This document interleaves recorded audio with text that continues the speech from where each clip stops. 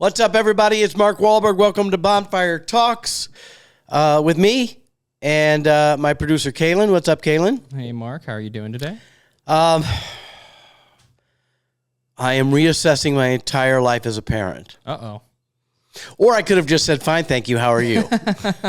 Well, we had Goldie on last week, and she did a pretty bang-up job. So, Well, I think either the benefit of me as a parent or in spite of me as a parent, both of my kids have surpassed anything I had hoped they would be. But I'm reassessing how I approach parenting. And the reason I'm reassessing is not some book my wife made me read. It's not some spiritual guru's insight. But it's America's sweethearts, Kaylin. who are America's sweethearts? How do you not know this? The Dallas Cowboy Cheerleaders. Oh. So, of course, I binged the entire second season, and I've also asked, I'm kind of a big deal, so I asked Netflix to help me book some of them on the show, so we'll see, fingers crossed. Mm-hmm. But Dayton, if you're watching, I have a lot to talk to you about. But I think we're very clear, especially because I'm now a TikTok star as a dancer, with 5 million views so far and still climbing, that I'm a dance dad. I'm a girl dad and I'm a dance dad. And I was also a boy dad and a baseball dad and a sports dad. So all of those things. You're all the dads. I'm all the dads. And I really have taken pride for so many years of being like, I really think I fucking crushed that. I think I was like really crushed the dad thing. And now I'm not so sure, Kaylin. And the reason I would bring this up, besides my audience, is because you are a girl dad with two adorable girls that I just met this weekend, and you're in it right now. So what I'm hoping is my assessment, my reevaluation of parenting will stop you before you fuck up. Okay? Yeah. So if I can't save my own children, maybe I can help save your children. Okay? Yeah. So first of all, if you haven't seen the Dallas Cowboy Cheerleaders, America's Sweethearts on Netflix, I highly suggest you watch it. Because it's entertaining. First of all, it's sort of like So You Think You Can Dance, in that if you like to watch dancing, they're really great at it. But then the dynamic between the coaches who run it and the dancers who are trying to get in, and then the ones who are already in, and the personal life and how they have to navigate all that, I found fascinating. But really it sent me into a spiral of the dynamic of two sides of it. So depending on where you are, listeners, you're either the child of a parent, well, we all are, or you are the parent who's in it right now. But I'm just saying, I want to talk about it from both perspectives. I'm going to try to get my thoughts together here. So that's what I want to talk to you about in a second. I do want to, Kaylin, let you know a couple things. Okay. They just announced the cast for Perfect Match. Okay. On Netflix, and 3 alumni from Temptation Island are in the mix. I'm unfamiliar with Perfect Match. What is this I show? too am unfamiliar with Perfect Match, but I'm assuming it's a love show about matching up with someone that's perfect for you. That would be my guess. I've been in TV a long time. You may not be able to glean that from the title, but I am. Right. Well, this is a new show, you're saying. This isn't one that New they've already... season. No, it's they have. I think it's been on for a minute. But let's see, Olivia Ray, Cody, and Alex from last season of Temptation Island, who were singles on the show, are going to be on Perfect Match, and we're going to have them here in our studio at some point soon to talk about that. Also, I got...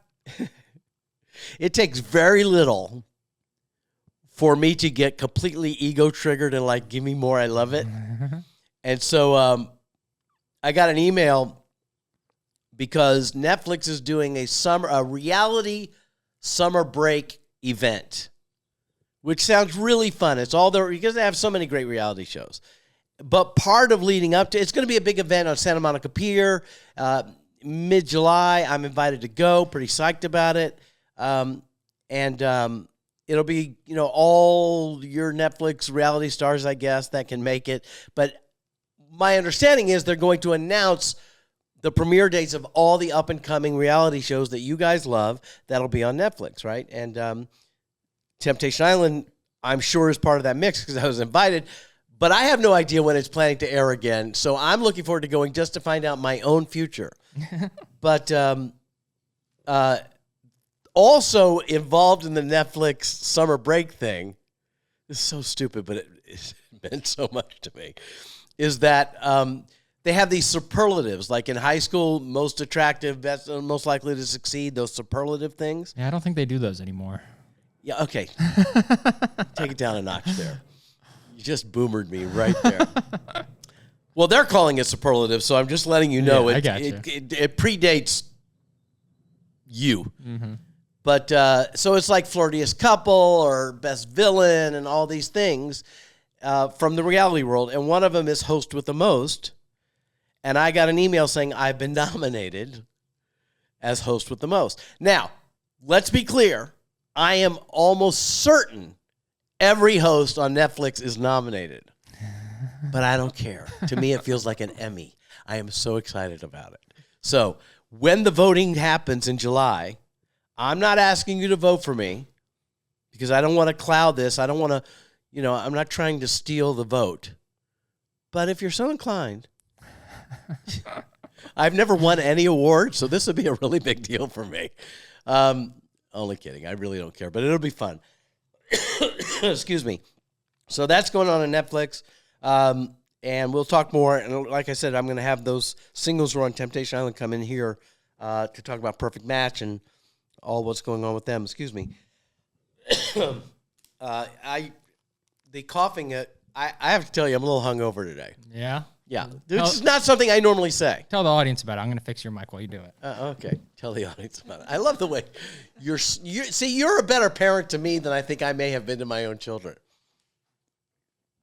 I played a charity golf tournament with Mark DiCarlo, who I've had on this show many, many times. And, it's a scramble. It's not real golf. It's, you're having a good time. And they have these little things at each hole that are like either a contest or barbecue or something fun. And at least 3 of them had tequila. Oh, boy. Which I'm not a drinker. I'm really, it's not my thing. I think, I can't remember the last time I drank, but I guess we'd have to call it several shots of tequila over the course of time there. And might have had a gummy that was not, that was, I don't really do that. I mean, I smoked weed my whole life, but I'm not really smoking these days. I've just lost interest.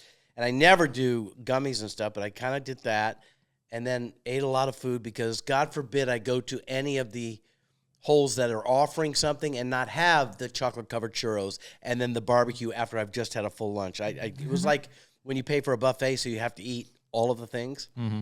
So I'm feeling pretty much like shit right now. Plus, I'm all up in my feels about Dallas Cowboy Cheerleaders. So I guess we should get to that. Before we get to that, just because we're talking about shows and golf, I need to ask you if you're watching Stick. I am watching Stick, but embarrassed myself yesterday on the golf course when I said to my foursome, hey, you guys watching Click? And they're like, what the fuck are you talking Adam about? Sandler movie? Yeah, exactly. The worst Adam Sandler movie. Yeah, Stick. I'm watching it. The people I was with didn't like it at all. I like it. For those of you who haven't seen it, it's Owen Wilson. He's a retired golf pro. I don't want to spoil or anything, but there's a reason why he blew up as a pro and is no longer a pro. And then he finds this phenom teenager and is now in an RV with his old caddy, the kid's mom, and as he gets into it, they pick up another person, and they're on this circuit to get him to be a professional golfer. But it's kind of Ted Lasso for golf, right? Yeah, exactly. It's very fun, and I'm not a big golfer, but I was watching another show on Apple TV, and it ended, and it just auto-played the beginning of Stick, and after the first scene of Owen Wilson just selling golf clubs, I was like, I'm in. And I binged the whole thing after that. The opening scene of him hustling a guy to to buy golf clubs. Was so close to, I'm that guy. I buy the same club. He basically, the guy's in there, he's obviously not a great golfer, and he's, trying to buy clubs, and Owen Wilson's like, this one, I really can't put you into this club. It's so expensive, and it's really, it's too much for you to handle. You can't handle this. You got to work up to it. Right. And then the guy doesn't even hit a ball with it. He just goes like this with it, and he's like, I think I got to have it. It feels so good. It's fire. So that's how it all starts, and the hustle begins from there. But, yeah, I like it. I've seen this new episode tonight. Yeah. So that gives me something to live for, because right now I don't feel like I'm going to live till lunch. All right, Dallas Cowboy Cheerleaders. So let's just talk about it from a viewer standpoint first. Last season was all about Reese. And Reese is terrific. I love her. She's the mixture of the absolute church-going, sweetest little, conservative little angel of a girl. But it's got me in a quandary, because when she dances, that's somebody who knows something about something. She's so sexy when she dances, and then when she's not dancing, she's just a sweetheart of an angel, and you think pure as driven snow, which I'm sure she is. But she's now married, love her husband. He's got a whole TikTok world. So it was all about Reese in season 1, and she's in season 2. But there are a couple places I could go with this that are Bonfire-esque, but I want to go to where it kind of triggered me. First of all, because of my work, I was able to be home a lot. And I should say because of my lack of work, I was able to be home a lot. Uh-huh. And so I made most of my son's baseball games. I didn't miss much. And I went to a lot of ballet. I was ballet dad. Even more than my wife, who was a professional dancer, because that got a little muddy. Because my wife was a professional dancer, and Goldie, my daughter, hot stuff, became a professional ballet dancer, but along the road, she was highly talented, but seemed a little aloof and disinterested. And my wife was trying to say, but you have a gift, and this, that, and the other. And that became a little bit of a rub between the two of them, to the point where around 13 years old, not me, but my daughter, I said to Robbie, my wife, I said, you know what? I'm going to just say this. If you want Goldie to dance, you can't go to the ballet studio at all for a while. Not until she asks you to come. Right? I'll take over. Mm-hmm. And our relationship, Goldie's and mine, was really, I thought, very healthy in that world, trying to navigate what is a very, very toxic world. By the way, any of you who watch Dallas Cowboy Cheerleaders, who are former dancers or competitive athletes or anything like that, and you see the toxic aspect of trying to please the coach and all that, and it brought up feelings for you, you need to follow my daughter at Lazy Ballerina Club, because that's her whole platform. To remember, you're a human before you're a Dallas Cowboy cheerleader. You're a person of value, whether or not you get the scholarship to the dance school, right? Or whether or not you hit the baseball. Mm-hmm. So I was aware of the toxic environment of Little League sports and all of that stuff, how, usually in Little League baseball, the coach and his son, the son is the shortstop and pitcher, and the coach is the coach, and there are 8 other players whose names we don't even learn. It's about that. The kid is the star and everybody else. And it just gets I've seen things in the Little League world and the dance world that are so outrageous that I chose to coach baseball. And I said to my son, I'm going to be part of the coaching staff so that when shit goes down, we can then debrief it later so that you don't feel unhealthy, right? So what I'm saying is I really feel like it wasn't even, I felt like I parented really great in some areas, or my intention was great, but then you just get the hooks in you. I was going to say, it sounds like you're doing all the right things. So. Right, but then as you get into high school baseball and the coach isn't playing your son, and he should be playing your son, and your son's upset about it, he's, all this toxic stuff starts happening, favorites get picked, and, it's really hard as a parent to detach from that and say, you know what?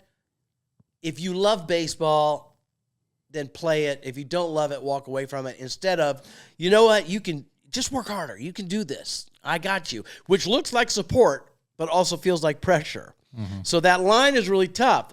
And I remember, here's a healthy example of me coaching Goldie during a ballet time. She was really, really good.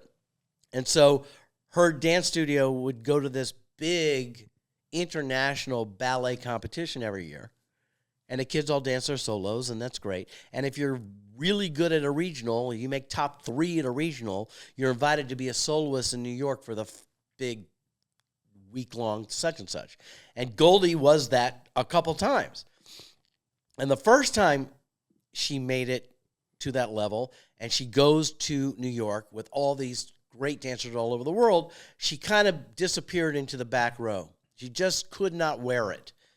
And so when she made it the second time, this is the point where she'd already pulled herself out of high school, said, I want to pursue this dance thing. And we were she was homeschooling, which is sort of a joke because we kind of shit the bed on that altogether. And then later she got her diploma and she did great, but not in 10th grade. So, so when we were in New York for the second time through, Goldie and I were on the subway going down to NYU where the event was going on, and Goldie got pretty teary and a little choked up about the pressure and everything, and it was really that she didn't feel like she belonged at this level.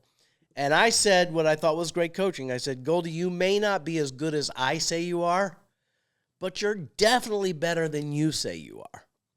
So I felt that's another example of what I thought was healthy parenting. That's a good line. Yeah, and it was true for me. It was because what I saw in Goldie was, look, I think you're the greatest thing that ever happened in every category of life. Mm-hmm. That's just a dad thing. I'm in love with her. It's a dad. You got 2 girls. You understand this. I know, yeah. But what I was noticing when I was objective is that to be successful, you got to buy your own hype a little bit. You've got to be able to have the swagger of saying, you know, I got this. I'm worthy of being here. I've earned it. Everyone around me has told me that I'm worthy. I need to stand in the ballet shoes of worthiness. Mm-hmm. Okay? And so that's what I was trying to empower her with. And keep in mind, she had already chosen for herself that this is what she wanted to do.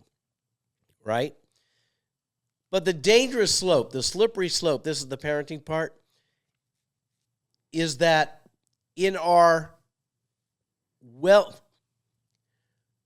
even when I go back to Al-Anon and 12-step stuff, what looks like being loving to someone else and comes from a loving place is not always the most loving thing to do.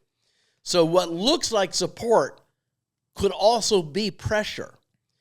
And if you look at what is easy to observe as the toxic stuff, which you can see in Dallas Cowboy Cheerleaders, I'm going to bring it back to that a little bit, where in the vein of support, there's a parent going, you can do this, I want this for you, work harder, I'm going to support you, support you, support you. What really is getting said to the kid is, I need you to do this for me to have value as a parent. Now, I get this on a big level because I had to crunch this open because my son became a Navy pilot. My daughter became a professional soloist ballet dancer at a prominent company. And I walked around with so much identity and self-worth wrapped up into who they were. And I used to make a joke and say, you know, when I would be on stage and stuff, I have 2 kids. My son is a Navy pilot. My daughter is a professional ballerina. I make champions. And I point to my junk. And it was funny and all, but then what happened was my son had a horrible plane crash and left the Navy. My daughter, during COVID, was overwrought with the toxic aspect of her career choice, the lack of money, how hard she was working, and what it made her feel like, and she needed to reassess, and she quit without my counsel even. I found out later, right? And we had a rift behind that we had to mend. But And I shared this with both of my kids, so I feel pretty complete on it. But I literally had to say, I applaud you guys for following your truth and doing what you need to do to be healthy. But I'm having an identity crisis because I'm no longer the father of a pilot and the father of a ballerina. Look how great I am. Like, who am I now if my kids are not those great things? Because I'm not crowing about my own shit. I'm crowing about their own shit and immediately taking credit for it. I make champions was the joke, which it was a joke, but you got to look at what I always say it on Temptation Island. I'm not listening to what you say. I'm listening to why you chose that. So even the joke, there's some truth in it.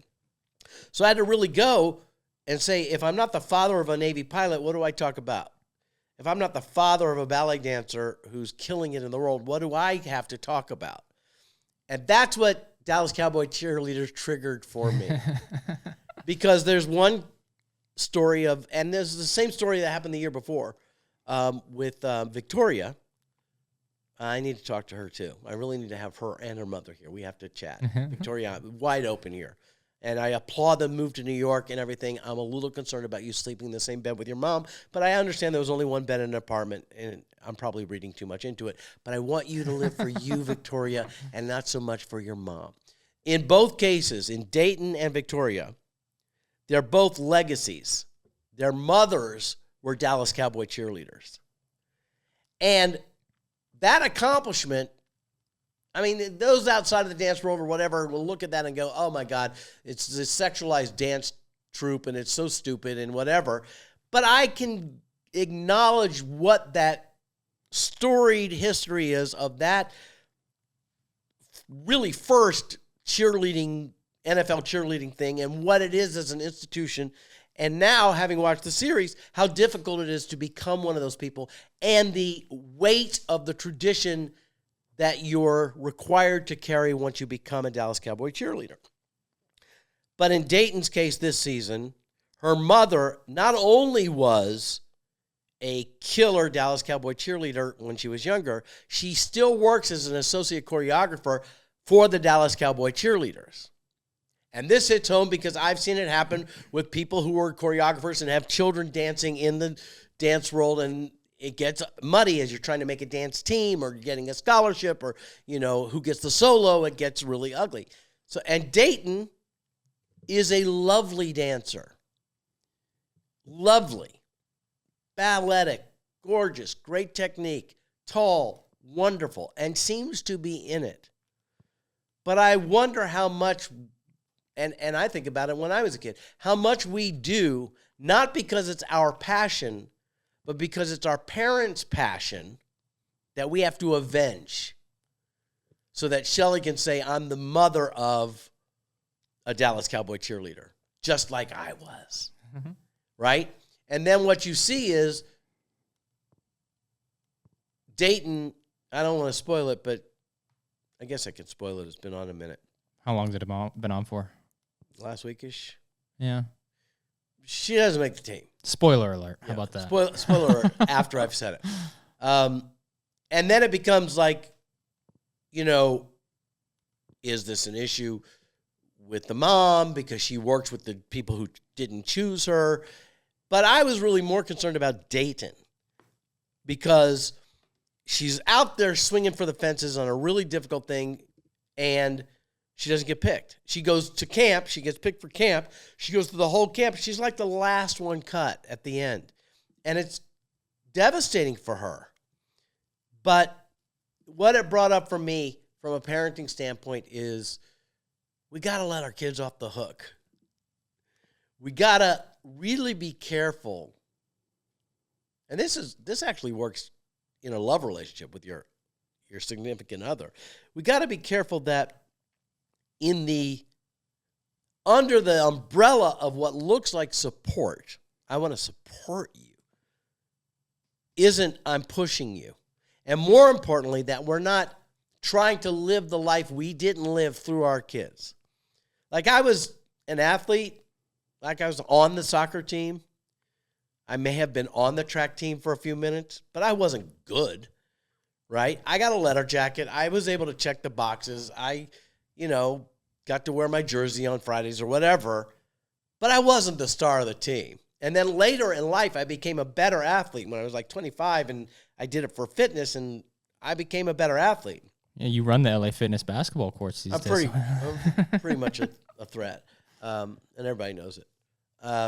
But part of me watching Morgan play baseball, because he was better than me as an athlete, was if he got a hit, I got a hit. You know, if he got a home run, I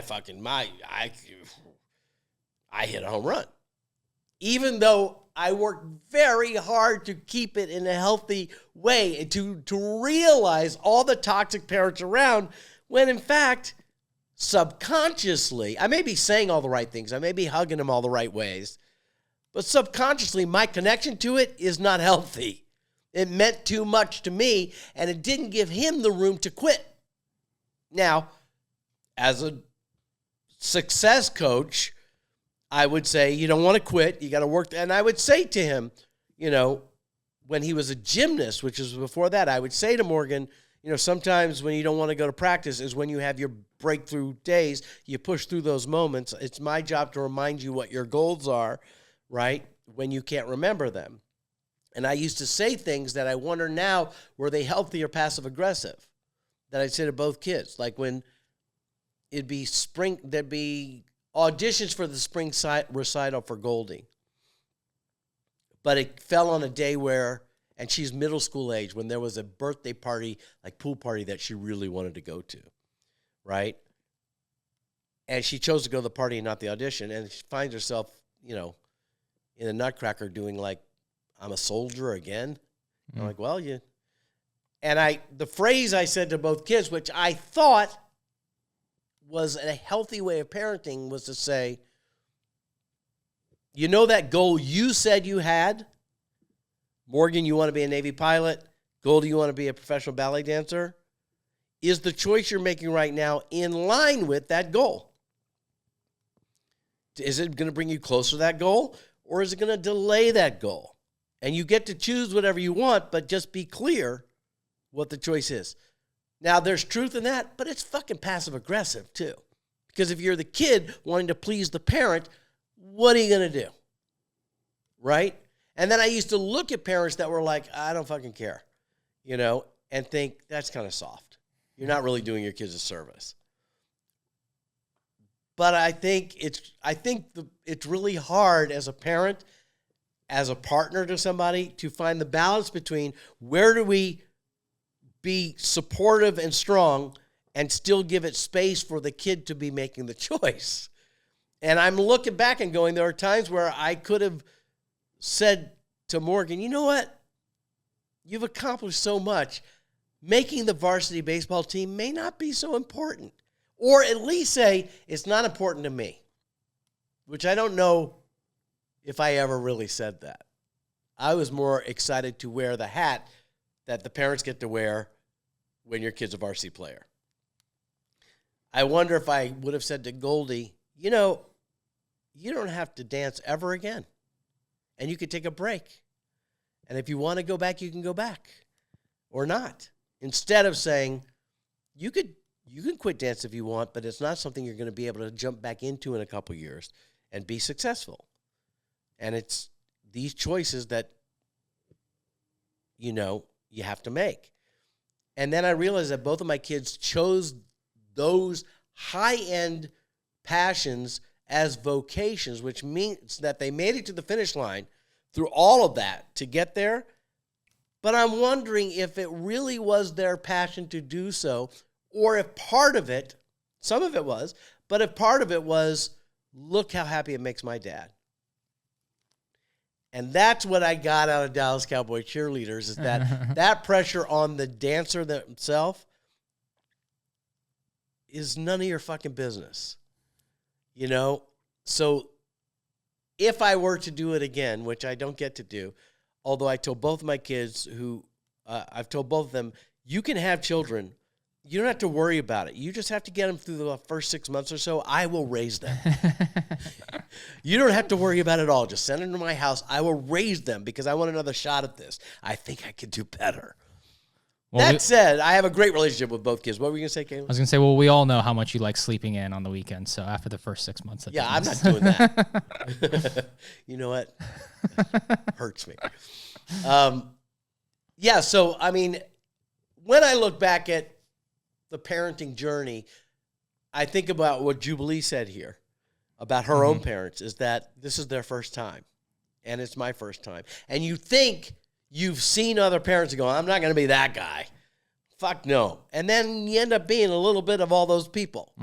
So I think if I were to do it again, I would give my kids more of an out and check myself at the door on how invested am I in. Look, when your kid hits a home run, you should cheer and say, wow, that was great, and go out and have the hot dog afterwards and go, wow, today was a great day for you. But you got to really be introspective on how much is it a great day for him or how much of it is a great day for you. And are you depressed at work tomorrow if he has 3 strikeouts? Because all around you, you will see the dialed up hyper version of that toxic relationship where you see the overlording parents and the kids quivering in the pressure of trying to live up to their parents' dreams or never quite getting there. That's the other story. And I don't think I was that dad, but I think there's a deeper way to connect with your kids, with other people, to support them and let them choose. Just let them choose. And that had me all up in my feelings. Yeah. I mean, you're at the place where your kids are what, 8 and 6 or something like that? They're about to be 5 and 6. 5 and 6? Yeah. I mean, are they into, like, do they have a thing? Because kids, ultimately, either we drive them there or they become, like, what's your thing? They don't really have a thing yet. I mean, they've done dance. What the fuck are you doing, man? Well, I tried to get them into soccer, and they seem very into it in the first half, and then the second half of the season, they kind of fall off. And I have a little bit of what, I mean, they're little, so I'm still wanting to go like, come on, play. Why aren't you playing? Why aren't you doing it? But at the same time, I go like, man, well, if you're not into it, then what am I going to do? I had a line for that too. My line was, if you want to play any of these sports, you get to play them. And if you don't want to play them, you don't have to. But if you commit to playing for the season, you got to finish the season because it's a team thing. You have a responsibility to the team. So there's all these life block coaching moments that I was very aware of, present to, that I'm using these as like. Well, that's good. I'm going to use that because my older daughter, she seems to be a little bit more into soccer than the younger one. And this is going to be her first year where they actually have like a ref. So it's that next step of like, okay, now it's starting to get, again, 6 years old, but it's starting to get a little bit more. Yeah, I mean, I think if I had it to do over, and I'm always too wordy, as those of you who listen know, I would say, look, team sports aren't for everybody, but if it's something you want to play, the reason it's called a team sport is that for that hour, you're not an individual. For that hour, you're investing into a group thing where you have a responsibility to the group, and the group has a responsibility to you. That's why you're forced to wear a uniform, and there are certain rules that you follow. And so all I'm saying is you don't have to do this. You get to do this. If it's fun for you, great. But once you commit to the 8 games or 10 games of the season, you got to show up for the 8 to 10 games. And then when the season's over, if it was a bad experience, you don't ever have to do it again. That I got right, I think. I think I got that part right with my kids and other kids that I coached. But and I don't know that I would have done things differently, but I think now I'm realizing where I thought I was in line with, this is their passion, not mine, that they can't help. They're searching. Kids are searching your body language, everything about you to see, have I pleased you or am I in trouble all the time with your parents? And so even when you say the right things, if you're not being the right things, like being as opposed to doing, they sense it, and they're either going to rebel against you or do anything they can to please you, whether it's what they want or not. So maybe I've got to learn how to watch things like Dallas Cowboy Cheerleaders and just enjoy the dancing. But it always sends me into a spiral of thinking, and I think that's what good TV shows do, is that they make it. I think that's what Temptation Island does. How would I feel if this happened to me? Mm-hmm. But it really had me really reassess, and I'm going to have a conversation with both kids about it. I've had them before. I literally said to Morgan, I'm really sorry I made baseball such a big deal in your life. And I'm wondering if the whole Navy pilot thing is because when you said you wanted to do it, I was so impressed with you. You know, you said, I want to be a naval aviator, and I spent so much time telling people, you know, we're show business people. I don't care about it, but this is his thing, and he wants to be a Navy pilot. But I realized passive-aggressively what I'm saying is, check my fucking son out. Aren't I a stud? You get that? Check him out. Aren't I a stud? It's hard for me to believe that he would go through all of that you'd have to go through to be a Navy pilot just because you were impressed by it. But yeah, okay. So I should let myself off the hook. I think maybe you should let yourself off the hook a little bit with that. If I can get him to come on the show, on this show, we can talk about it. And I think he will soon. I'd like to have him on. He's an amazing dude. He's doing a lot of cool things these days. You were telling me about it over the weekend. He had his first sail. You know, he's now like a pirate working on a tall ship. And well, he's like every week he's something different. First he's a Sons of Anarchy, then he's a tattoo guy, then he's now he's a ship captain. Exactly. And it's always like whatever the thing is that he wants is like your favorite Halloween costume as a vocation. It's not, you know, I want to be a finance bro.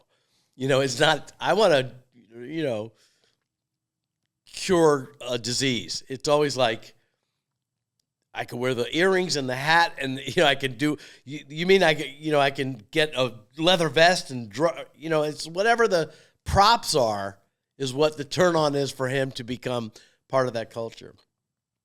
But he does bring an energy to the things he does that is infectious, and everyone around him. All right, philosophical Mark again. One of the things that I've said, and I really am grateful for, is if you parent even remotely okay, and if you're aware and present,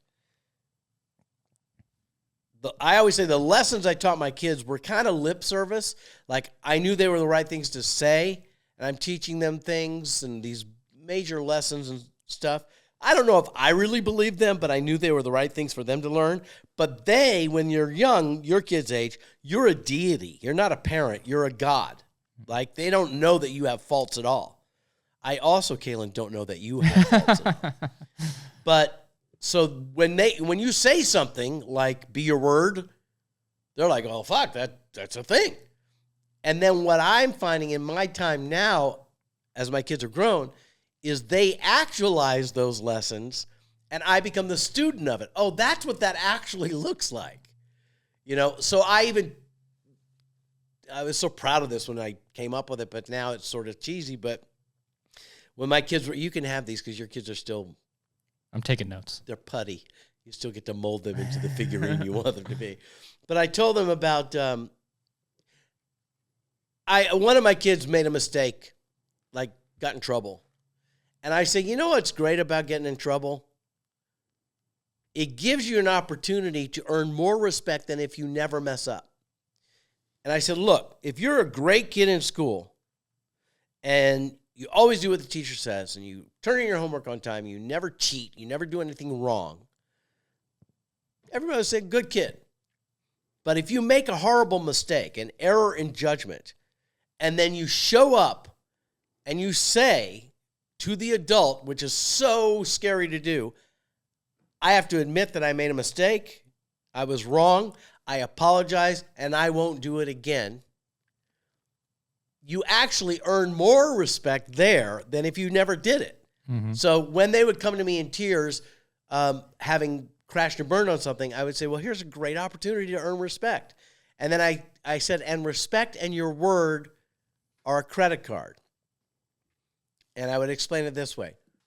If you are your word, if you live up to what you say you're going to do, if you have integrity, then you get benefit of the doubt, which is credit. If something goes down on the yard and it's a question of, was it you or somebody else? They're like, well, you know, I know from the past behavior with this kid, it's probably not him. And you get that. I said, but as soon as you aren't your word, if you are deceitful and you don't stand in it or make amends for it or anything like that, then you're paying cash.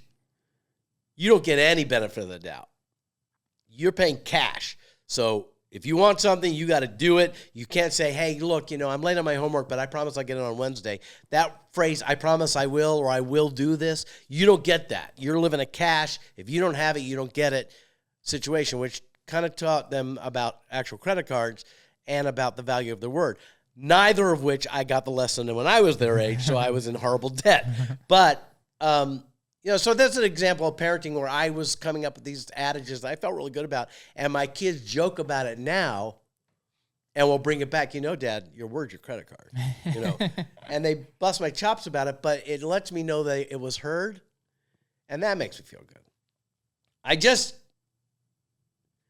think we, as humans, let's just bring it into, if you don't have kids, we have to check ourselves at the door on that fine line between supporting the people we love and projecting on them under the guise of support what we need them to do to avenge us, to make us feel bigger. That may be too heady. Does that make sense? Yeah. Yeah. So I guess we can stop somewhere around. I'm going around in circles on it. All of this from watching the Dallas Cowboy Cheerleaders to Thunder. Unbelievable. I'm going to learn the dance because, as many of you know, I'm pretty much a dance star on TikTok. So, and you're going to be on Dancing with the Stars. Well, they haven't called yet, but it's pretty much a foregone conclusion. And so I've already waxed my chest just in case. But yeah, I think I owe it to my fans to drop another dance video. So look for that coming up soon. All right, that's it. Just some what's rattling around in my head that whether it matters to you, I was able to get it out. When you say it, that's another lesson that I will give to you that I think is that when we don't, I've said it here before, when we have a problem, we're feeling a feeling or something and we don't say it out loud, it grows greater and bigger and unsurpassable, unsurmountable. And then if you just say it out loud, it suddenly has no power. So I was a great dad. So there you go. Good luck, you guys. Good luck in your life. The world is a fucking swirl. I've been really working hard to not let the world and all that's going on scare the fuck out of me. This is the last note I want to leave you with.